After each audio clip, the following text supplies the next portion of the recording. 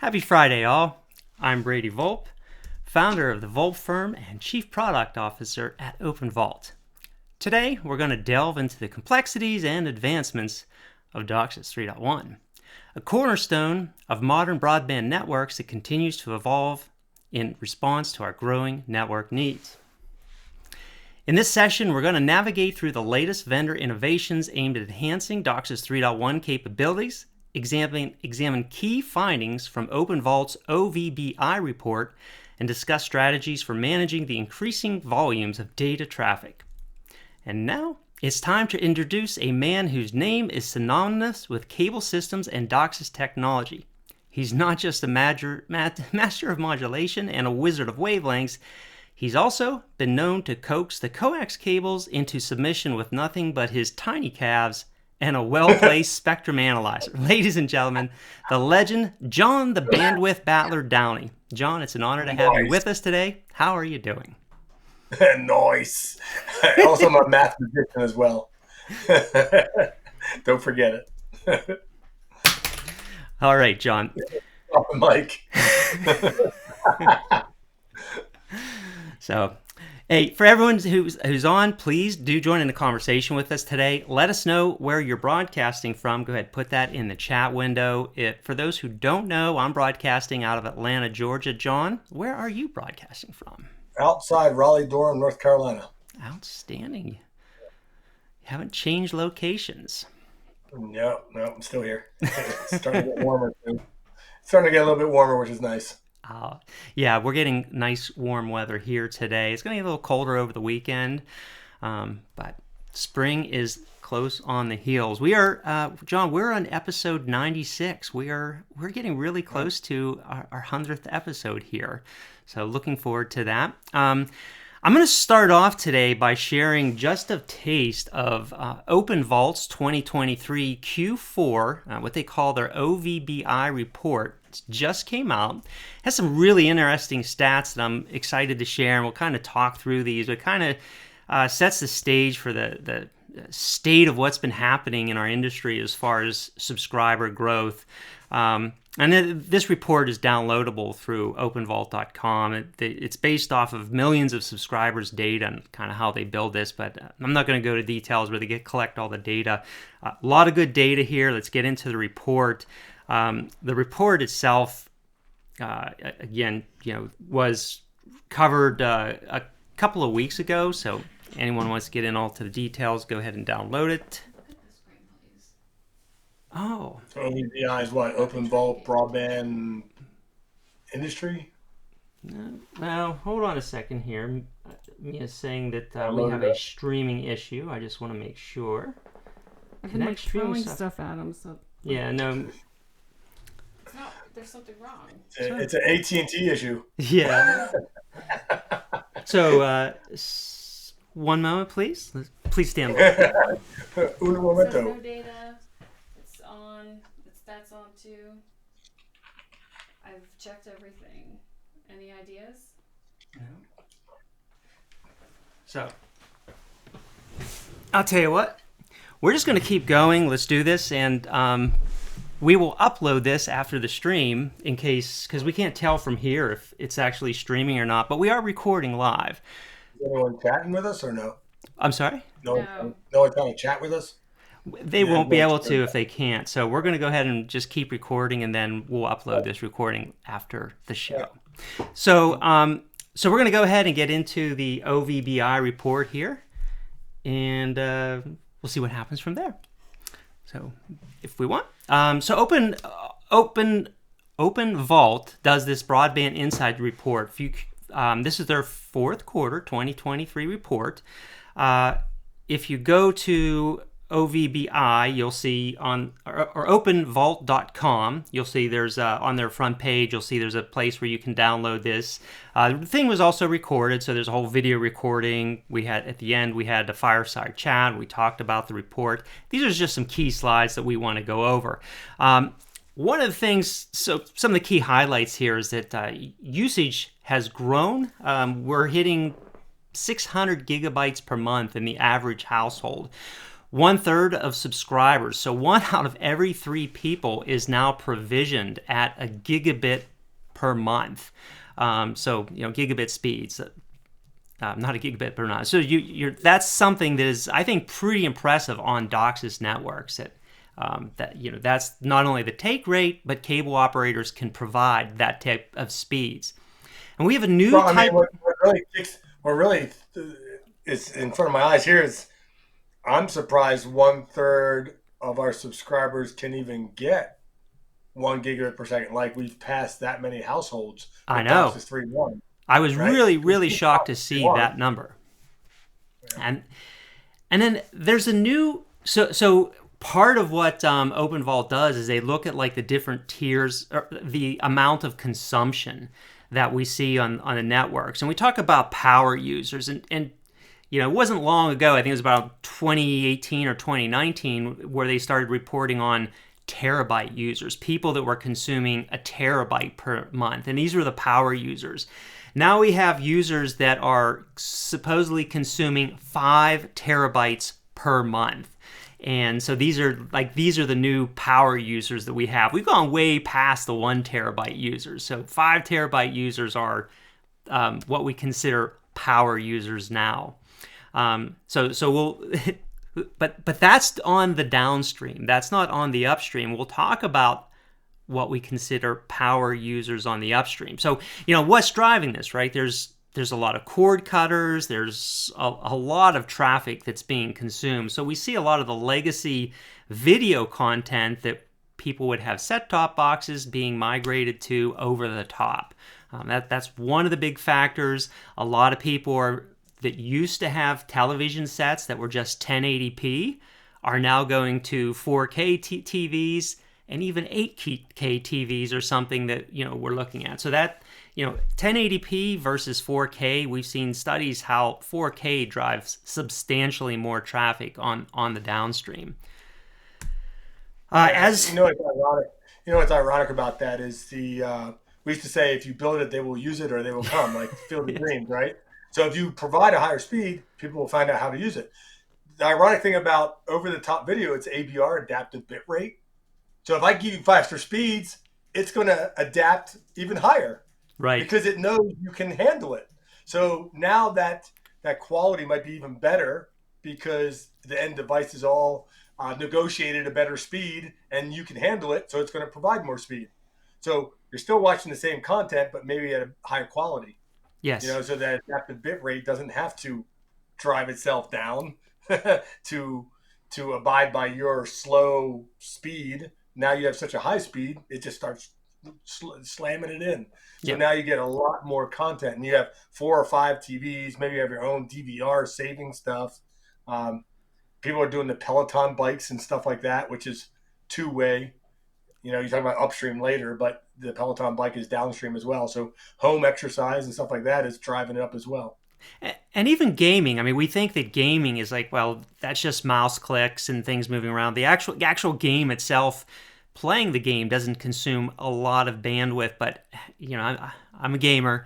It seems like almost every time I log into my game, there's another 2 gigabyte update to the game, 12 gigabyte update to the game. So those frequent updates, even though that's what's a few gigabyte here, when you spread it across your user base, those updates can start to add up as well. So I think all these things start to build upon themselves. Consumption itself is large, but yes, there's a lot of things that are going on.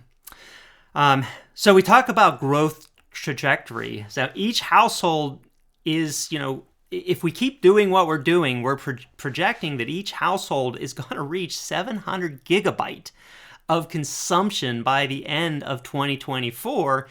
And again, you keep looking at that trajectory, every household will be at a terabyte of consumption by the end of 2028. So these numbers, just think about the mind-numbing crush that this has on all of our networks and what we have to do to compensate for it. So that pushes us more and more on what we have to drive to on expanding our networks and adding to how we can support this amount of data. Now, so looking again back to fourth quarter 2018 compared to now, the percentage of power users has increased by 437%. Now, and these are just power users. We talked about that 1 terabyte. Super power users, those 5 terabyte users that I mentioned, has increased by over 1,000%, 1,285% to be precise. This is a significant change in our networks to accommodate these both 1 terabyte and 5 terabyte users, a significant increase. And I think this is really what we're seeing is a change in our networks from cord cutting, people using different applications, and also content creators. So we talked about this earlier, John. People that are doing like something what you and I are doing right now. I'm transmitting a 4K stream to YouTube. That 4K stream requires 12 megabits per second in order to deliver that stream to YouTube. And YouTube really encourages all their content creators to do 4K streaming. But I'm also sending a secondary stream to YouTube to their backup stream. So that means I'm streaming 24 megabits per second to YouTube just for this stream. I could also be sending it to Facebook and to Twitch, to other networks if I wanted, which some people do when they're doing games and different type of content creation. So it's very easy to start sending a lot of upstream data and easily become one of those super users or super power users. Just doing something like this, and if we do that for an hour, which we tend to talk for an hour when we do this, it's very easy to start tying up the upstream pretty darn significantly. Yeah, you and I did the math earlier, and we said, if you did 3 hours a day, let's say you're doing this every single day, and that's your livelihood, right? Right. You're doing it 3 hours a day at 24 megabits per second, 60 seconds in a minute, 60 minutes in an hour, 30 days in a month, and we said that basically gets you to a terabyte. So you could end up hitting a terabyte in the upstream, not the downstream, but the upstream, by doing 24 megabits per second every second for 3 hours every single day. So, I mean, that does add up quite a bit. I mean, you wouldn't think people are doing that much. But the one thing that was interesting to me also is you said 2018 to now. You know what happened sort of in the middle? Yeah. Was COVID. COVID hit, and that really drove everyone to do stuff from home. So here we are, doing a lot more stuff from home. Providing more speed. I thought it was also funny about, there was always a fight between storage and speed. Do I store content at home or proxy servers to eliminate bottlenecks and speed problems? Or has speed been increasing enough that I don't need to put storage at my house? Right. Just keep it centrally located and I'll just access it with my higher speed. So that's always been kind of a balance. And memory and storage seems to be getting cheaper and cheaper as well, right? Smaller and cheaper little storage devices. And maybe that'll come up again. Maybe there'll be a happy medium where it's like, maybe I can save a little bit more at my house. So if there are certain times of the day where I need some speed, but maybe I don't really need all that content because I got half of it already, or I don't know. I think there'll be a balance there as well. Yeah, so I think you mentioned a couple of cool things. So, how many content creators are out there? How many people are actually doing this daily? I think there's actually more and more people who actually do find the ability to make a living off of YouTube. That's not us, right? I mean, we do this like once a month and we're in a pretty niche market, but there are people who actually do make a living off of YouTube or make a living off of Twitch, or maybe they're just streaming daily because they like to game daily and stream on a Twitch. So whether you're making a living or you just do it as a hobby, I think there are actually people who do this daily, and that's the reality of it, and that creates a lot of upstream traffic. The other aspect of it, I think that's interesting, is there's a lot of products out there that are like NAS, network attached storage devices, that people use for backing up photos, for backing up their content creation stuff. So, and just like this, every video that I make, I save to my NAS. But I also think, oh, what happens if my house burns down? So that all gets back, everything that's backed up to my NAS gets backed up to a cloud service. So, every night that NAS is backing up and all of its data. And I know there's a lot of other people that probably do the same thing. Definitely the younger generation is likely doing this type of thing, backing up computers, backing up services like that. So all those are just, it might be a little bit of noise because it's not a significant amount of data, but it is, again, it's just adding to that upstream where these are all services that we didn't have previously consuming our upstream.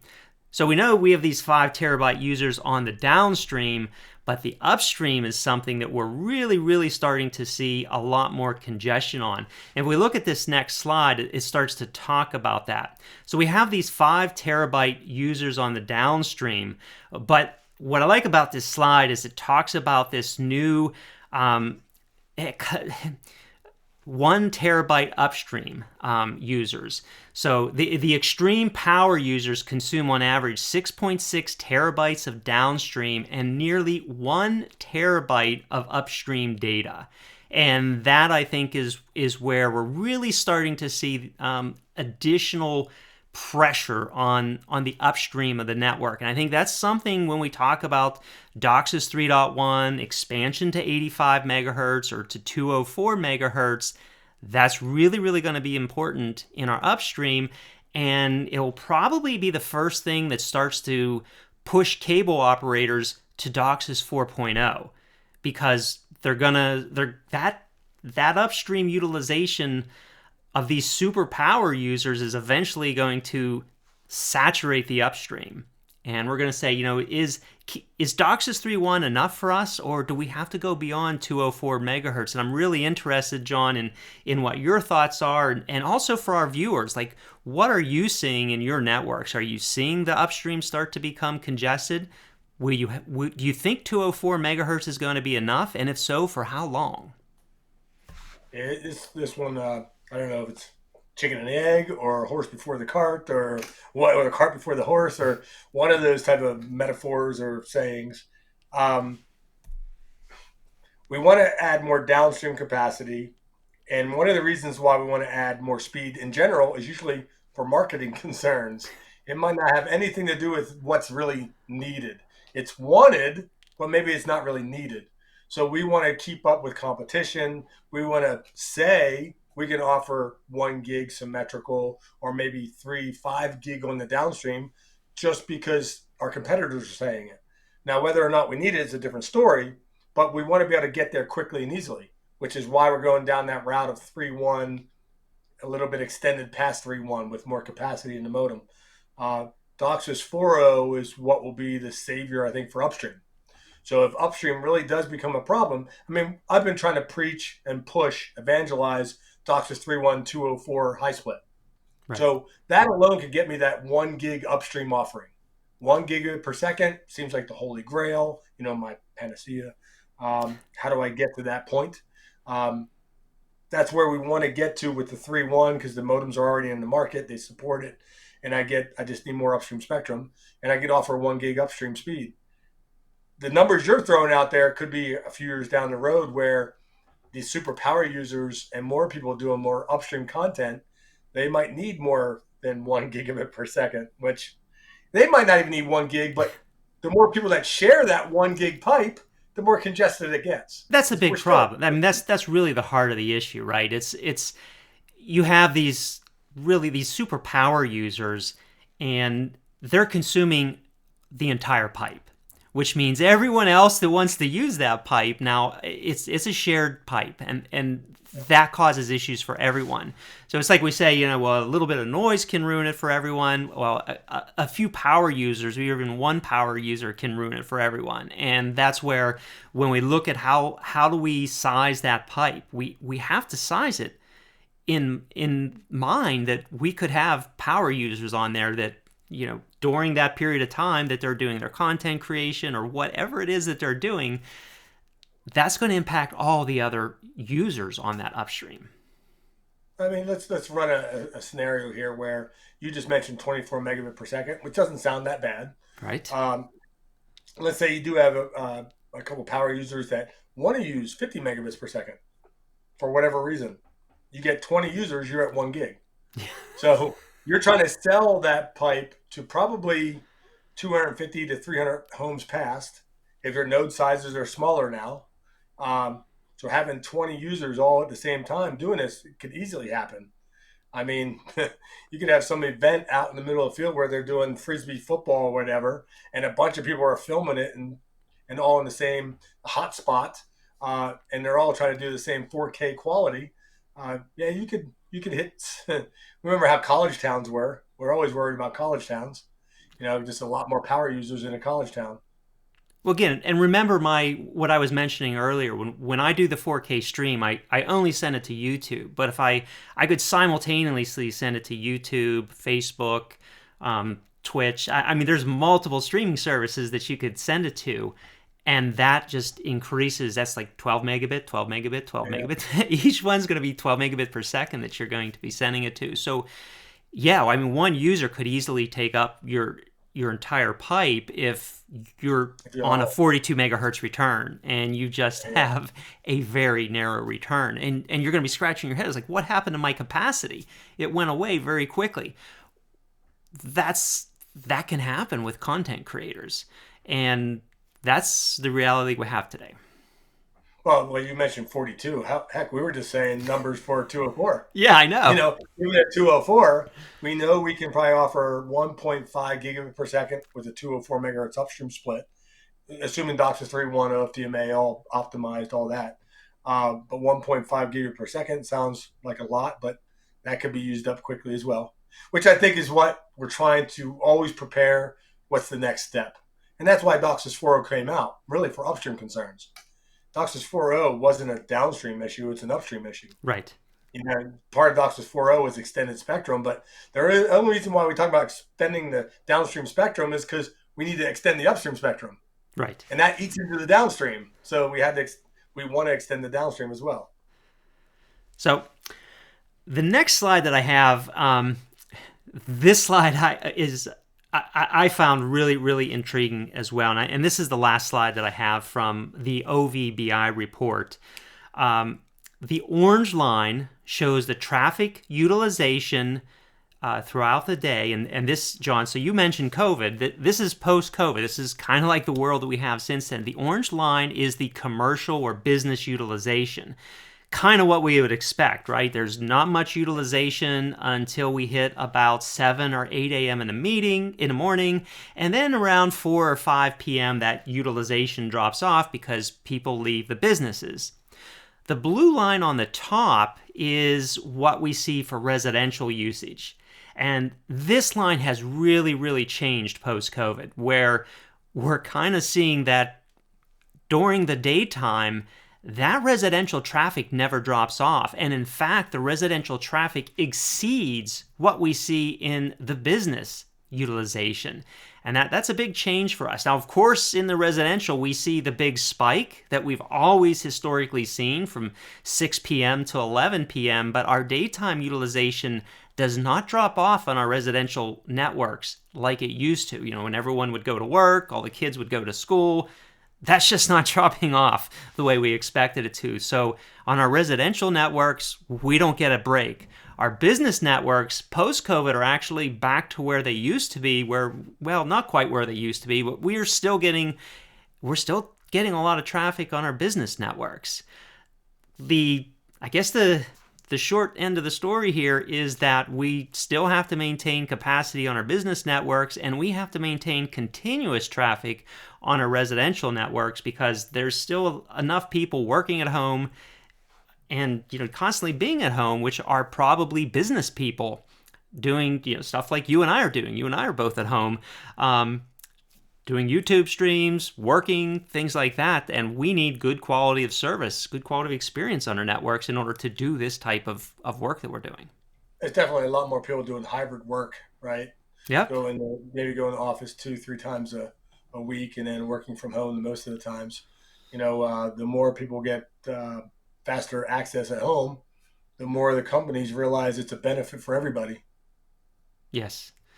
So I think these changes on the networks, I think we were in a fortunate position going into COVID. I've had people mention, and I even know Mia's mentioned a few times how we had external factors like Google Fiber pushing us to make our networks faster, to support gigabit speeds. That was fortunate for us going into COVID. We hit COVID, we had to expand our networks faster, and that put us in a good position post-COVID because here we are still with a lot of traffic coming into our home networks.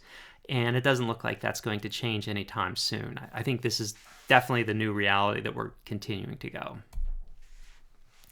So just a reminder for everyone, I just took a few highlights from OpenVault's Broadband Insights report, the OVBI report from fourth quarter 2023. I do recommend if there's a lot more detail in there, so go to openvault.com.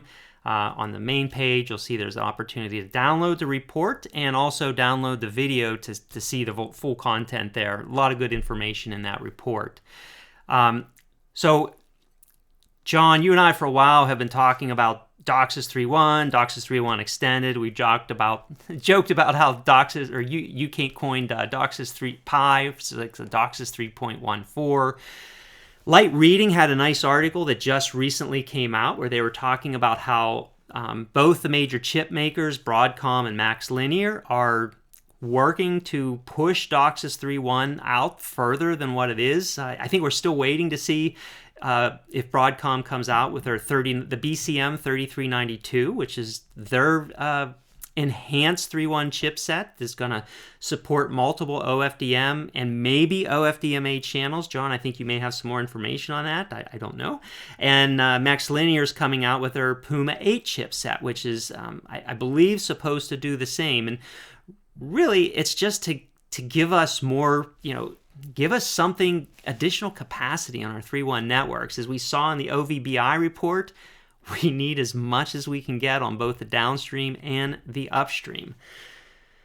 So John, your thoughts on that? Do you think we're going to get extension on DOCSIS 3.1, or operators going to have to go directly to DOCSIS 4.0? I think the wallet is what dictates a lot of things. And I can get a cheaper upgrade and faster downstream speeds that I can market and sell and keep competition at bay by easily giving the modem a little bit more capacity. You and I talked about how do we do it today? Well, 3.1 modems in the market today are 8 downstream, 8 upstream single carrier QAMs, or 32 downstream and 8 upstream single carrier QAMs, and then OFDMA is 2x2. Yep. So 2 blocks of downstream, 2 blocks of upstream. That's it. That's the capacity of the chipset in modems today.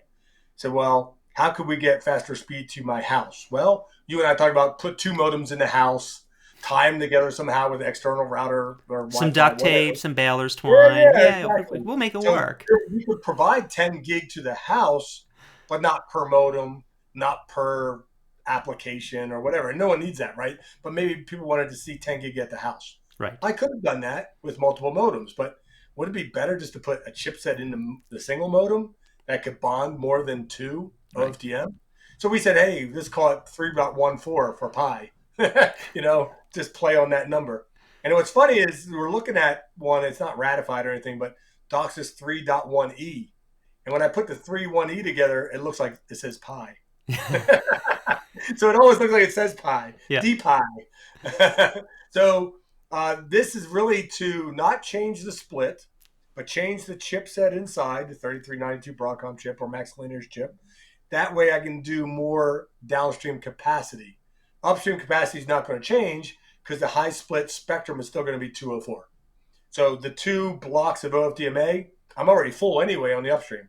I don't need more blocks of upstream because it's not going to fit. Right. But they're not changing any of that. And the upstream spectrum's not going to change until DOCSIS 4.0. So we're locked at 204 megahertz upstream with DOCSIS 3.1. Yep. And then I just need more capacity. I don't even care if I go to 1.8. I could stick with the 3.1, 1.2 gigahertz downstream band edge, but I just need more blocks that I could bond together to get more per modem speed. Right. At least, 4 or 5 blocks, I can get very close to 10 gigabit per second. Me and Jason Miller used to run those numbers and optimized maybe 4K QAM, 4096 QAM, which is, I know it's a pipe dream, but it works in some cases. And 25 kilohertz carrier spacing. Each block of 192 megahertz gets me like 1.9 gig. that's So not very bad. close to 2 gig. So 5 times 2 is 10 gig. So that would be very close to the number we've been pushing for Cable Labs 10 gig, 10G solution, right? Right. Um, Upstream would still be limited and relegated to 1 gigabit per second, but downstream we could really push that to 8, 9, 10 gig or close to it. So that's what the interim solution would be: is come out with this cheaper style, less expensive modem before DOCSIS 4.0 is fully baked and put out in the field. The other thing we talked about was I can keep the modem cost down and keep it from getting obsolete on the Wi-Fi side if I separate those devices. Right. So the modem does its thing, and I have an external router and Wi-Fi device that's external to the modem. Because those two technologies sometimes are not in sync. Now, Wi-Fi usually what's the catch up reason for separating them, though? because the Wi-Fi is like might be your limiting bottleneck, and Ah, if yes. you lock into and Wi-Fi 5, 6, whatever, and we upgrade the modem to faster speeds, but the Wi-Fi can't do it, then what are you going to do? So I can get the modem out quicker to the market with faster speeds, and then maybe the external router Wi-Fi catches up a month later or 2 months later, or I let you buy your own, right? So the Yes, because consumer I buy may your want to own. have my own Wi-Fi. I mean, I prefer to have my own Wi-Fi network rather than use the Wi-Fi that's built into the modem. So that's something that might actually be beneficial, and it would also, I would think, make the modem a little more cost effective if you're not adding that additional Wi-Fi hardware in there. Yeah, I mean the Wi-Fi. What is Wi-Fi 6? Maybe 600 megabits per second or Yeah, something like and that. they already have like Wi-Fi 7 coming Yeah. out as well too. I So mean, you're stuck with a modem that has Wi-Fi 6, and now Wi-Fi 7 comes out. You could upgrade already if they're not part of it. So I see a lot of benefits of not having Wi-Fi as part of the modem. yeah, and then that begs the question: is how do you connect them, right? You can send a lot more speed to the modem, but how does it come out of the modem? If it's a 1 gig port, you're only going to get like You're going to be limited. 970 megabits per second after you do Ethernet overhead and all that. There's 2.5 gigabit per second ports now, and you'll see a 10 gigabit per second port. But the faster the port, usually the more expensive it is too. And there's also So heat issues with that. I mean, yeah, 10 gig Wi-Fi, ports start to generate heat as well. that, and if you put the Ethernet ports and router on an external device, the modem only needs one port, maybe two, a 1 gig and maybe a 10 gig, or a 10 gig that can be auto sensing or something weird. You know what I mean? Yep. But you still gotta, if it's a 10 gig and that's all it is, and then you have to hook it up to a Wi-Fi device that doesn't have a 10 gig port, you're like, oh, how do You're I connect wasting, it? you're just throwing away money. Yeah, yeah. And So heat. yeah, I always think about like, all right, what are my limitations? All right, I have my plant, I have my CMTS, my CPE could be the limitation, the chipset, then the Ethernet port coming out, then the Wi-Fi going out of that. It's like, where's my bottlenecks? The Wi-Fi is going to be a bottleneck, but at that point, you're going to different computers. You're Yep. not sending 10 gig to one computer. You know what I mean? Yeah. It's So shared throughout the house, and yeah, that's really the challenge with it. Is you've got so many users, so the DOCSIS network is capable of sustaining it. Is your Wi-Fi network capable of sustaining it? Because so I could see that actually being a problem with not having Wi-Fi as part of the modem. When you start allowing the end user to provide their own Wi-Fi, you're giving them a really fat pipe, but now you could be constrained on the Wi-Fi side if they're not setting up their Wi-Fi properly. and they might say, you know what, I'm going to put a router behind it, and I'm going to hook up 4 Wi-Fi devices. Or it's Yep, not an individual Wi-Fi device; it's 3 or 4. Then they that's a usually have Wi-Fi mesh yeah, network. yeah, a mesh network or something. So interesting. So that's interesting developments. So again, what are we gonna get these chips? Do you think? What's the timeline? Have you I heard think any it. rumors? I mean, I think through the grapevine, you hear rumors here and there, and there's already some trials and stuff like that. Um, the big modem vendors, um, SA, Cisco, Technicolor. Technicolor broke off their movie business Technicolor movies and Yep. stuff.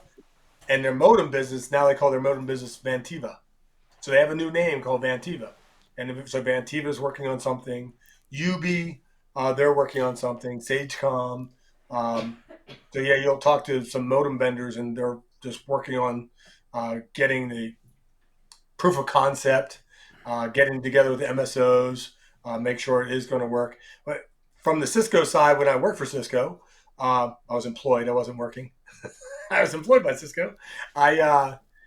I knew it was going to really be a function of the CMTS or cloud native to be able to do that scheduling, because we never had code that could bond more than two OFDM with 32 single carrier QAM.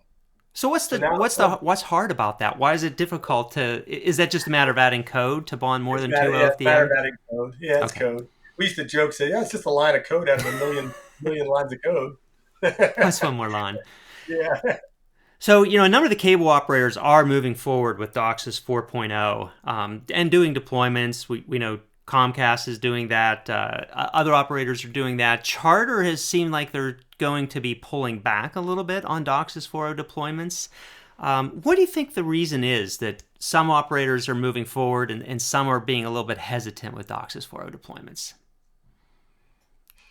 It's a Just crystal ball. between us two. Between us two. I think it's when you're a publicly traded company, you got to watch what you say, Yeah. and you say things that you kind of mean. And I think, Comcast, they put a lot of their eggs into FDX, and they're going to push the FDX, which is fine. And they have some trials that show some promising returns. And that might be under some controlled situations, controlled experiments, a controlled situation. Obviously, they even know it's not going to work everywhere. We know FDX is not going to work in rural America, Right. where I have an 10 amp cascade, and they might even take one step further. And this is the part you're not hearing a lot about, is this DOCSIS 4.0 unified. My gripe all along was, I want to upgrade my cable plant, outside cable plant, one more time and retire, and not have to worry about different splits. So I want to upgrade my cable plant that it can handle different splits in the future, maybe automated, maybe a swinging diplex filter, or something that's not going to hamstring me now, right? I don't want to rip stuff out on a pole and 5 years later have to change it again. So I want to be able to support FDX. I want to support a 396 upstream, a 684 upstream. I want to be able to move that around. So I want my plant to be done. I want the taps to be done. Hopefully the coax cable can handle it. But the CPE, am I going to force a customer to buy an FDX modem and an ESD DOCSIS 4.0 modem? Or can I get a modem that can do both? And that's where you have economies of scale, right? That's why we have DOCSIS, to drive the prices down, to have a common specification, so everyone builds the same thing, and it's just cookie cutter. And then you start mass producing them, and it drives the prices down. So this unified DOCSIS idea is kind of cool too, where maybe it's not truly FDX, where you have upstream and downstream at the same frequency at the same time, which is full duplex. But maybe I can have the downstream today is always on. Can I have the CMTS or the cloud native device scheduled downstream from 108 all the way up to 700 megahertz when it's needed? And then when the upstream is needed, it can change it. So the CMTS is like, I'm not going to have always on an OFDM block from 108 all the way up. From 108 to 684, I might turn it off. And then I now allow people on the upstream to do OFDMA from 85 to 684. Yep. So it's like a flexible upstream downstream that's moving. Upstream's easy because upstream's scheduled, but downstream's always been on all the time. So how do we make the CMTS smarter to make the downstream bursty, if you will? Not really bursty, but you understand what I'm saying, right? No, absolutely. So I think you covered a number of reasons that are probably keeping a lot of executives up at night, and technical people as well. Chris Topazzi, just friend of ours at Cox, just wrote an article for Broadband Library about why is OFDMA so hard. So that just came out. So anyone check out the broadbandlibrary.com website. You'll see Chris's article on OFDMA. Why is it so hard? If we think about just DOCSIS 3.1, anyone who's deployed DOCSIS 3.1, OFDM, and OFDMA, wasn't necessarily easy. I mean, we had growing pains with that. DOCSIS 4.0, whether it's FDX or even if it's extended spectrum, we're going to have trouble with that. It's not going to be easy the first time. So when, like some of the things you mentioned, John, about just, whether or not if you can have a more mature chipset or a chipset that has both FDX and ESD in it, that's just gonna be more optimal. So the more I could wait as an executive to see other operators getting the kinks out of this, and waiting for the cost of the modems to come down, the cost of the CMTSs to come down, just all of this road to be cleared and the issues to be resolved for me, the better position I'm in to spend my dollars as a cable operator, as a cable exec. So that's where I would want to be doing. Let someone else get burned before I get burned. Let someone else be the guinea pig. Absolutely. And it's the same with R&D. You could spend a lot of money on research and development design, and then someone else steals your intellectual property, your IP, and then builds the same exact thing a lot cheaper. So that's why it's critical to work together, I think, and get something out in the market that the market can use. So whether or not we get a DOCSIS 3.1 extended version or not, I think every operator should push 3.1 as far as it can, and then when 4.0 is mature, jump on 4.0, unless you absolutely have to now or want to be the guinea pig. Some people like to be early adopters.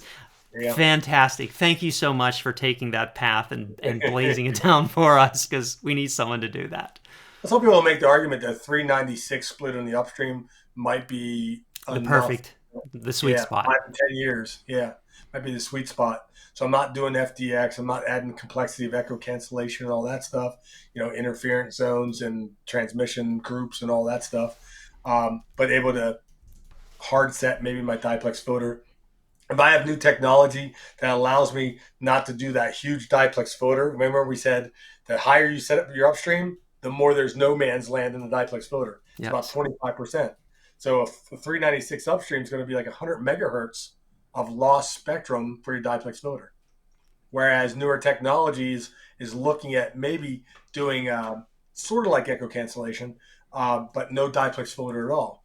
The utilization of directional couplers for isolation and setting up their gain and loss so there's no runaway oscillations and stuff like that. So there's ways to get around maybe not even having a diplex voter. Yeah, and you start to make things a little bit easier and optimal then. So I like that concept. All right, John, so we've gone through the OVBI report. We talked about DOCSIS 3.1. We talked about maybe an optimal path to DOCSIS 4.0. Anything else you want to cover before we wrap up? I just want to see if there's anything else we talked about for, the speeds. We talked about Ethernet ports, right? Yeah. What are the limitations? It could be the Phi chip. It could be the Wi-Fi. I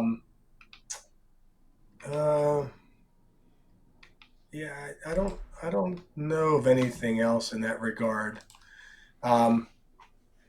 Any conferences coming up you're going to?